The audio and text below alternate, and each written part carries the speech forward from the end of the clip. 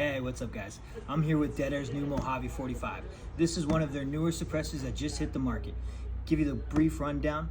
This is a modular can, 8.6 inches in a full configuration, 6.8 inches in their shortened configuration. It is full auto rated for 45 ACP along with all other pistol calibers, and full auto rated on 8-inch or greater 300 blackouts. This does use their tri-scalene gas management system, so it's 3D titanium printing. It ships with a .578 by 28 piston, but is utilized using Trilug or any of the Dead Air P-Series adapters, so you get tons of modularity across multiple platforms. Guys, this thing is pretty slick, available in black and tan. Come check it out and let us know what you think.